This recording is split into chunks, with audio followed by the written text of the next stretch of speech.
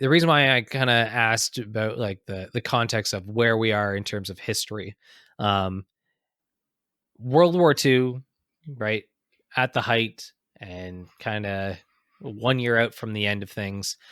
Obviously, Europe has gone through a lot up until this point, right?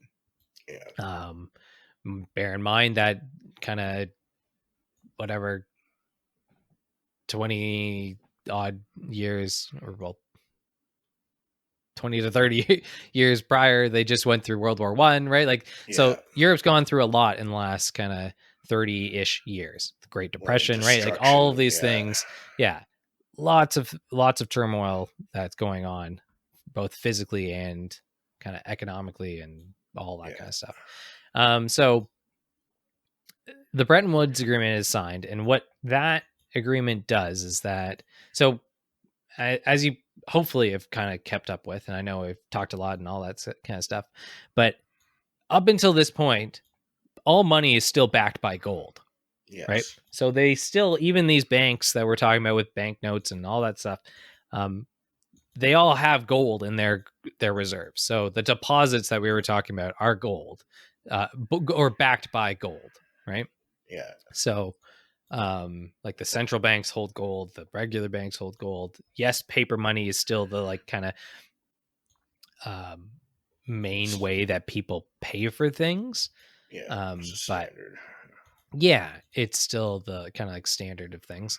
So um the Bretton Woods Agreement is signed, and that's a huge shift. So what happens is that, again, like many agreements that that we've even talked about on this channel already, but we'll probably continue to talk about, a small group of people make a decision for the entire world, that the the United States would be the only country in the world that would have its currency backed by gold, right? Correct. Yeah. And so every other currency in the world, whether that be Canada, whether that be England, France, Whoever whatever, else. Russia, Yeah. Germany, doesn't really matter. Everyone else's currency will have to be backed by the US dollar. Oh, yeah. And what I mean by backed is its value is derived from its equivalent relation to the US dollar. So how many dollars you have in circulation based off of all that kind of stuff. Um, so central banks still might have gold, right? It wasn't that like the banks of all these countries were useless. I should also point out, kind of with the World War II aspect, is that leading up to and kind of during World War II, and I guess even technically somewhat prior, I think, but like when did Fort Knox get created? I can't remember. Maybe I'm getting too off track here. But an interesting point is that parts of Europe, even post World War II, kind of during the Cold War era and stuff like that, Yeah.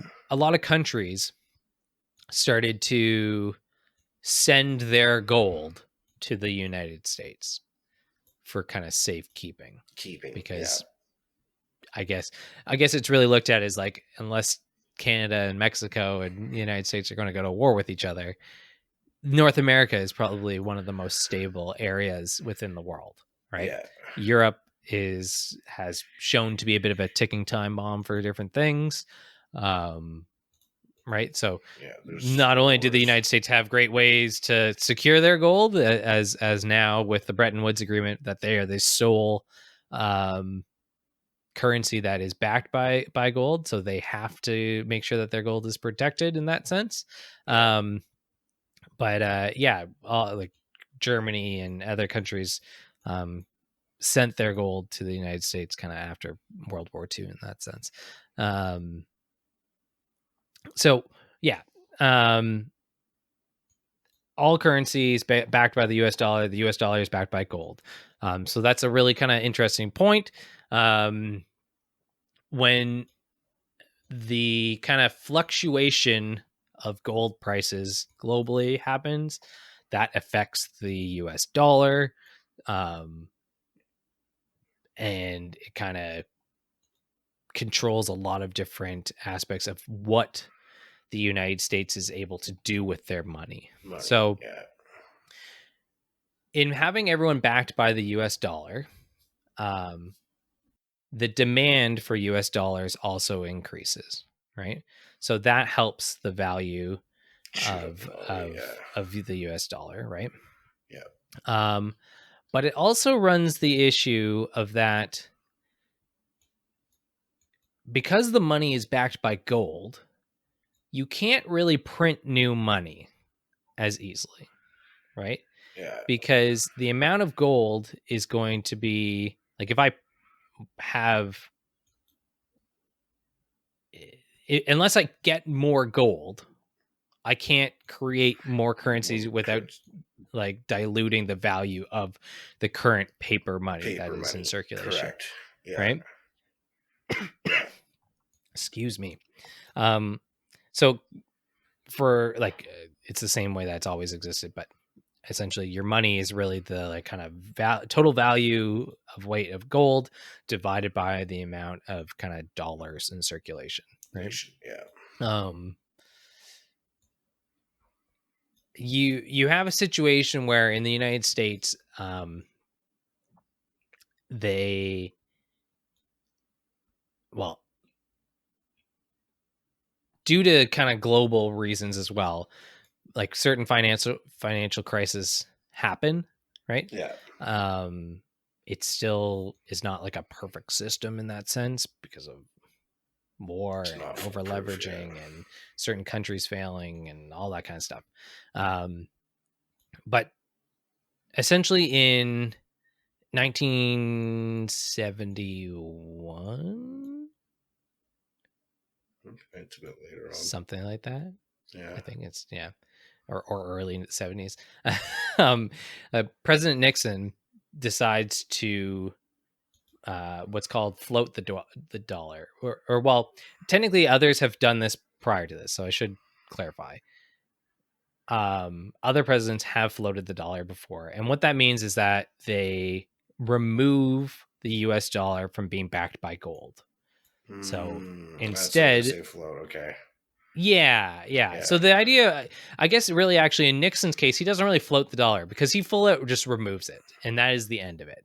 The floating of the dollar is just like in terms of the like, kind of terminology is more the like hypothetical that it will eventually get like settle back down, so to speak. Yes. And it'll recover itself. Yeah, reconnect with gold, but rather than floating above it, right? It forever after 1971 or whatever it is, stays like floating above it, so it never connects back with gold. So today, in our current system, there is no money other than technically.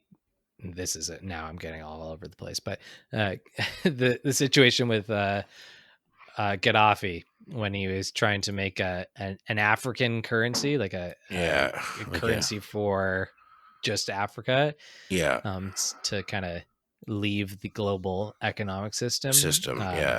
He was trying to create something that was based solely around gold. But that aside, all the other currencies of the world are not backed by gold. They're essentially what they're backed by is the value you kind of put towards those countries. Yes. And so kind of the overall stability of those countries, whether you want to do business with those countries, so on and so forth, right? The kind of the reason why Nixon did that was because, again, like I said, they were going through a bit of an economic crisis. There's the gas shortage at that time. I remember. Yeah. Well, I wasn't alive. I just remember. Yeah. Yeah. You're not that old. No, not yet. Not even close. But like I kind of mentioned before, is when the U.S. is tied to gold, right? And the amount of money that the US prints is going to be very reflective of like their connection with the amount of gold that they have. But they also, on top of that, don't have the freedom to just do whatever they want, because if they dilute their gold or their currency, it also inversely affects every other currency. Yeah. So if I dilute the US dollar, then I'm inflating every other currency as well. Because unless they are also manipulating their currency, so on and so forth, right? To the same extent. Yeah. So the ability to keep things balanced is very difficult. So kind of a history of global economics, or just economics as a whole, when it comes to currencies, is we always are running into a situation where, do I have enough money to spread around to buy all the different things that I need, right? Yeah. And so that's really kind of what comes, like, this is why all currencies, it's said that we want all currencies to be inflationary currencies, right? Because what happens is if we've kind of tied up all of our money in other things, right? We don't have the money to go buy these new things over here, right? And so we need to have a system where I'm constantly kind of putting new money in, which again inflates devalues the currency, but it inflates the cost of goods naturally, because we're creating more money. So if there's more money in circulation, that means there's more people that are able to spend money, and if there's more people able to spend money, then like now my thing that used to be $5 is now, well, there's too many people that can buy it, so now I'm going to have to charge $7. So because the thing itself might still hold the same value, but that value is on a different scale now, because the money is on a different scale. If there was only $1 million in circulation, well, now there's $10 million in circulation, right? And so on and so forth. I know, a lot of crazy things, a lot of like numbers. This is the as you're gonna kind of feel already, probably, especially because we're almost 2 hours into this. The modern economic system is very confusing in a lot of different ways. It makes a lot of sense in some ways, but it's way more convoluted than your simple, I have some gold, here you go. Or I have a sheep, you have a cow, can we trade? It's evolved to way recycling more of in like in a system based on the fact that there will be more to back it later, kind of thing.